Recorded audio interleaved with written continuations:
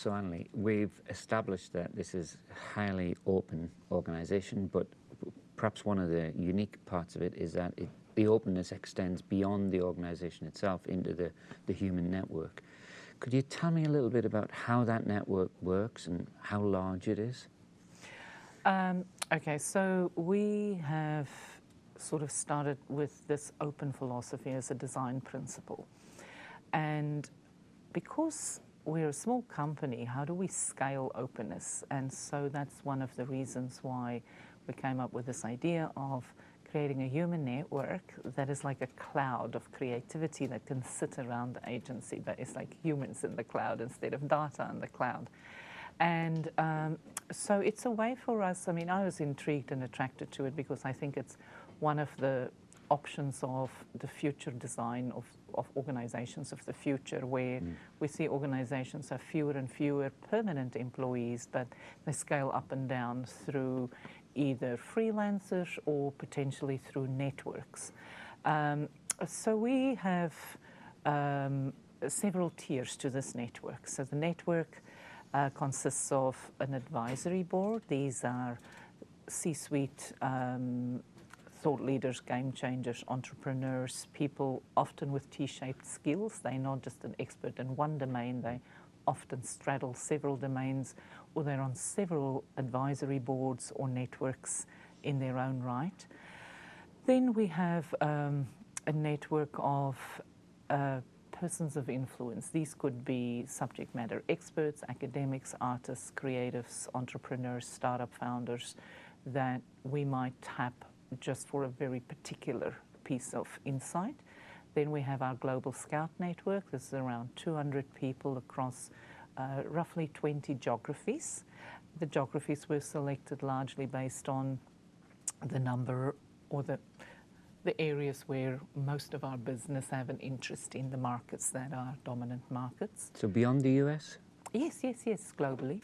And then we have, we always say that our daily guests form part of our informal extended network because many of them refer things back to us, they contribute in the conversations. And then we have partnerships with different organizations. So we have partnerships with the likes of the Aspen Institute, Singularity University, the RAND Corporation. We've recently done a piece of work with the World Economic Forum, with Deloitte Insights. So those, the partnerships are great in terms of enduring relationships. Our advisory board is enduring. The Scouts, there is an enduring piece, you know, a constant daily piece to that component of their work, and then we activate based on specific projects that come our way. So that's a huge number of people. How do you incentivize them? Different strokes for different folks. The different parts of the network have different value propositions. Our advisory board is probably our most elite in terms of their specialization, connections, and influence, as well as expertise. So they are high touch, and there's the fewest of them. Then for them, the incentive is access to other high-powered people. So very often I have found that many people operate in vertical silos when they become experts, and then they typically are locked into those verticals. Because we work here across the horizontal, the benefit is that they break out of their own knowledge silos. And just today, I connected one of our advisory board members, Heather McGowan, who you know, to another advisory board member, Geraldine Mariba, who she wouldn't otherwise be bumping into. So that's one benefit, is access to different networks that they don't normally get access to. But they also participate very actively in our research agenda. So it gives them an opportunity to absolutely have their finger on the pulse of what is bubbling up in culture and what is emergent, and that makes them more useful and valuable in their own respective fields and on the other boards that they serve. The the value exchange back for us is that we use them as a sounding board. They not only contribute new insights for us as they come across things, they bring wicked problems to us. They're the ones who tell us what keeping CEOs awake at night. And when we work on that in collaboration with them, it's a win-win for everybody.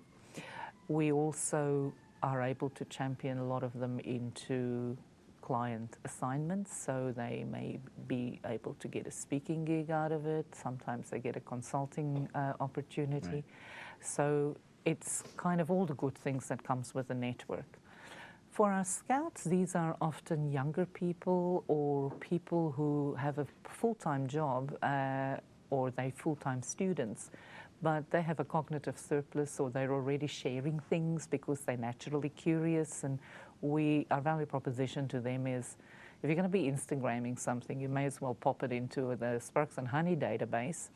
And if you then become an accredited scout with us, you do great work, you're a regular contributor, there is something you could put on your resume. Also, when we have specific projects that call for a deeper dive in terms of some ethnographic research, we might activate our scouts and then they get paid for that. Oh, right. I had this image of the scouts being kind of young people who are spending far too much time on social media. Is it entirely down to their volition, whether they've come across anything, or do you specifically request that? There's three answers to that. It's up to their own volition. So the serendipity of what interests them that comes into the database is great for us, because that's the whole benefit of curating for diversity. Secondly, we ask them to maintain a certain level of activity. So we ask them for roughly 5 signals a week, which is like kind of 1 a day. And that's just to maintain their status as a scout. It's kind of, this is the entry level requirement to be a scout.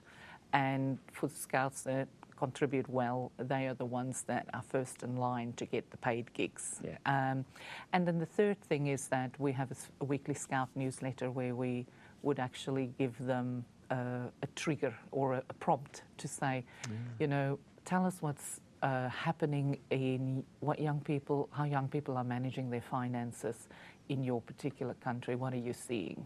So that could be a particular scout challenge, or tell us what people are drinking this summer. That could be a particular scout challenge. Right. As you know, I've been researching this concept of people-powered innovation. I just wondered if there were any kind of examples where the network has influenced your thinking or strategically moved you into a particular direction. I mean, I recognize that's quite fragmented and quite diverse, but to what extent do these people feel, I guess, that they're part of the organization rather than this distant scout? So we have an advisory board member who is lives with a disability and is wheelchair bound. And one of the early days that she came here, she literally opened us up into the size of the market opportunity that is entirely overlooked by marketers. And as a consequence of that, it helped to inform one of our research reports, which was called The Economics of Ability. The balance between the machines and the people is a fascinating one. And I think, there's been a lot of talk recently from fairly prominent individuals, Stephen Hawking before he died, Elon Musk himself has talked about artificial intelligence and the need for that balance. Where do you see it within Sparks and Honey? What I think is really interesting is that, and I believe that Sparks and Honey is 100% human powered, because everything here is designed by humans, and all of the strategies are built by the humans. And so the more scouts, the more diversity we have, the more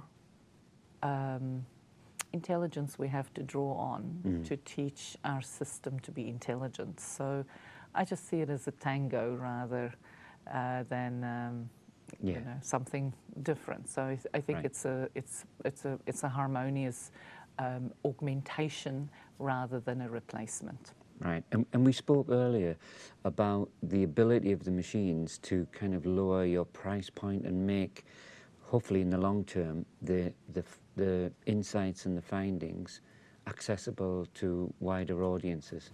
Is that part of the longer term strategy? I think that's part of being open in terms of our outputs. So this kind of human-powered research can be extremely expensive. And so by augmenting humans with technology for scaling, it brings the price point down, and that makes it more affordable. So it's part of how we drive openness through our outputs as well.